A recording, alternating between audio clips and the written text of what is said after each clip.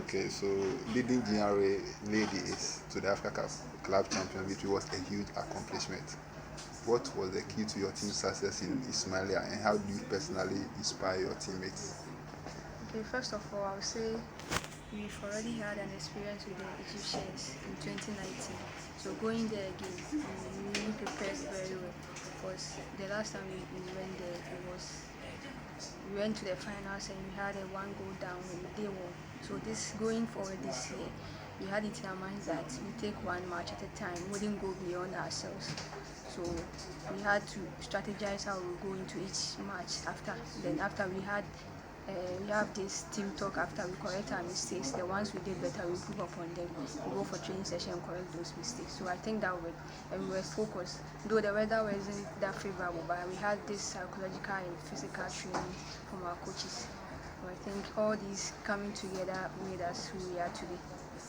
You won all 5 games. Was it that an easy tournament for you? Not at all. I wouldn't say that because you see, this is the club championship course. So the best from each country came. It wasn't that easy. Just that we took our chances when we had them. Yes. You scored a lot of goals, 15-0, and 3-0 in the final against the whole, You see, along the line, we had a hint that the Nigerians were scoring more. So we wanted the top scorer to come from Ghana. So we had to change our strategy and push Vivian Akwo to do more of the scoring because she was already in the lead. So we had to push her. So doing that, we had to score, I think, Rwanda 15-0. And she scored 7 out of the 15. You can imagine. So that really played a role in her winning the gold. Yes. Okay. Beyond that, you won the SWAG Female Hockey Player of the Year, for the 3rd time this year. Such an incredible feeling. How does this recognition motivate you, and what does it mean to be the most decorated, female hockey player in SWAG Awards history? For me, I always want to be a better version of the person I was yesterday. So each and every day when I wake up, I go through my wish list, and whatever I did the following day, I just make the necessary corrections and improve upon that. So whenever I go for competition, I have a set target, either to become the best player or the top scorer. So achieving this, I think I keep improving each and every time. So I think getting all these awards came from the hard working and the dedication I put into anything I do. You won, numerous individual awards and team titles both in Ghana and African continent. Looking back, which achievement stands out as the most, important in your career, if we have to ask yourself? I would choose the SWAG hockey player, the one I had for the 3rd time, because that one I had a chance to present that award to our then commissioner, and through that I was recruited into the institution, Ghana Revenue Authority, because I think I would choose that one as my happiest moment, because it was through that I was taken into the service. I see. So they base the recruitment on, yes, that achievement of SWAG recognizing you for the 3rd time. Yes. I see. You've been playing, hockey for, over a decade, and, excelling in multiple sports as well. What initially drew you to hockey, and how did you develop into one of Ghana's top players? Initially, I was a footballer. I didn't know anything about hockey. And I had my first time seeing hockey when I went to the secondary school. First, I was scared to play because see how hard the ball and sticks are. Mm-hmm. So I was scared, but my mom disappointed me doing sports at a younger age because I had to save for a football boot and she took it away.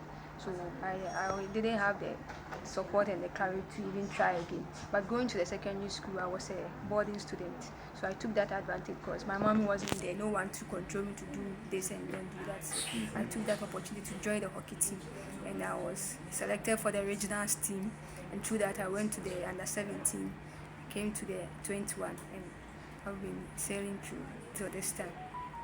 I see. So doing these multiple sports, how did he also help you as an athlete, or is that what you just said? It shaped me in a way because Okay, one thing, it's funny though. You see, when you are in SS, there are some things you have to just involve yourself so I can get to go out most times. Mm-hmm. So doing sports, I had a chance to go out every weekend. I So see. yes, So that was the secret. yes. Okay, so every athlete faces setbacks. Can you share a challenging moment in your career and how you overcame it to reach this level? I'll look back to 2013. I had a chance to choose between hockey and school. I was called to join the Ghana Revenue Authority Customs Division then. But then, that time too, I was in my third year in the university. So I had to choose between school and hockey. And I chose school. So it was a very difficult decision for because at that time we were traveling to play African Club Championships. So I was dropped from the team because I had exams to write. And choosing school, I think that's helped me. After school, I got a chance to still be in the service. Oh, okay.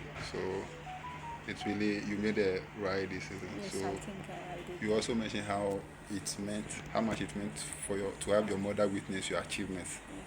How has she influenced your sporting journey? Who else has played a key role in your success? I know you already said she didn't want you to play the hockey in the beginning, but Yes. one way or the other, On our first international game, I went back home. The money they gave us, I went to give all to her. She asked where I got it from, so I explained how I got it, and from that time she has been supportive since. There are times she will call in the morning, be like, Akosi, I didn't go for training. I'll be like, oh, today we are on break, I didn't go. Go. When you go, to take care of yourself and don't get hurt. So anytime we have a match too, I will call her, she will pray for me. We mostly sing one of Daddy Lumber's song. So after that we prayed and we talk a little, then she advised me to be careful and all that. So she has been supportive, yeah. She sings what Daddy Lumber's song, Yes. a particular song or any of them. A particular song. So that one inspires you or inspires Very. what Because is of this? that, she has used that as a ringing tone. What is that Daddy Lumber song? Do you want me to sing? Maybe. Alright, I can sing. Mempai boy ni o.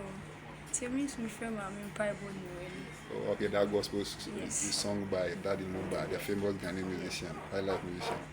Okay, so beyond that, which athletes, locally or internationally, have inspired your playing style or career path? And what lessons have you drawn from that particular athlete or athletes? Locally, I'll choose Ebenezer Frimpong, who is our sports officer. Growing up playing hockey, I saw him playing. He was a defender, though I'm a striker, but he had these qualities of a striker. He was a fierce defender. So I learned a lot from him. And one other player from Eshekes Club of Ghana, he's called Elikem. He's a very good player. So learning from them has made who I am. And internationally, I support the Netherlands women's hockey team. There's this player who wears jersey number 10. Felix Sabes. I've been watching her since anytime they have competition, I take time to watch every match they play and I learn from her videos and all. Oh, okay. So, women's hockey in Ghana has grown, but challenges remain.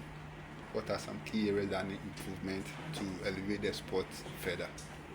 So one key element I will mention about is the insufficient astroturf we have in Ghana. So in Ghana, it's only Accra that we have the astro. The one in Kumasi isn't that up to standard. So if the government and any other corporate bodies who wish to sponsor hockey or support hockey can help build, say, 2-3 more plus the one we have in Accra, I think people in the other regions will also get to know about hockey and also get involved. And also, we have to patronize supporters and fans to always come and support us. But mostly, those who watch us are our own players. When you come to the stadium, it's mostly empty. So Ghanaians and anyone who feels he or she likes hockey should come and support us when we are playing. I think they all cheer us up. Seeing your friends cheering from the stands makes you do more. You need the fans in the stands, Exactly. as they do for football and the rest. Yes. Okay, so what are your next big goals, both in club hockey and GRA Royal Ladies and with the national team? Okay, every athlete's ultimate goal is to go for the Olympics. That's the ultimate, I think, in sports for if I'm not wrong. And I've been to the Commonwealth Games, I've been to the Cup of Nations. I wish to play in the Olympics before I finally hang my sticks and boots. So that's what I wish for. Okay, so you've seen the evolution of women's hockey in Ghana. What advice do you have for young girls who aspire to follow in your footsteps? Okay, our quotes as Nana Banamwa will say, women of valor. Any woman who wishes to do sports shouldn't give up. See, we have this stereotype that kitchen is for the women and school is for the boys. Whatever you seek your mind, your heart to do, just do it. Don't let anybody derail you or stop you from doing. Just keep doing it, and I think you wouldn't know where your help will come from. So they shouldn't just go to school and or do any other thing. They should add sports to it, because education goes with sports. When you are not educated and you get maybe a contract, or you have to sign for maybe a contract, once you are not educated, you wouldn't know the amount or what exactly you are signing for. You don't even know the terms. So while schooling and doing sports, you should make time for both, so that they are all go hand in hand. Okay. Having already left an indelible mark on Ghanaian hockey, what legacy do you hope to leave behind when you eventually, retire as a player? Already, I have this dream of supporting young boys and girls who wish to learn game of hockey by supporting them in terms of boots, sticks, set, basic needs that they need for hockey.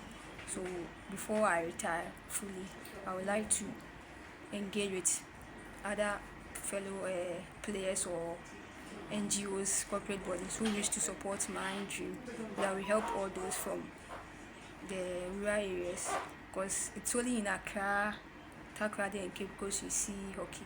We can expand to the Volta region, the northern region, recruit and scout for players so that they also get involved. We help them when they are in need. It's mostly, some are not in school. We help them in their education alongside with the hockey. So that's what I seek to do when I fully retire. That's very inspirational. Finally, do you have dreams of becoming a coach when you retire? Personally, I don't, but some of my players think I can be a good coach, but I don't think I have that zeal in me to be a coach. I just love to watch and play. So even if I retire, I will just be watching. I don't think I want to be a coach. I'm not sure. I see. Then finally, the message to your fans and Ghanaians as a whole, what should they be expecting from you going forward? I will first of all thank Ghanaians and our supporters who keep supporting us each and every time. And we say God richly bless them. They shouldn't stop supporting us. And this year we are looking forward to taking the Greater Accra Hockey League again, going back to Kumasi, conquering the T-Tome Hockey Tournament, going to Cape Coast, defending our trophy during the Fashion Games, and also qualifying for the club championship coming this year. I think we have Cup of Nations too. We wish to qualify to go to the World Cup. So that's what we seek to do. And one message is that impossible is nothing. Whatever you seek to do, just do it and never give up. Okay. Thank you very much and congratulations once again. You're welcome.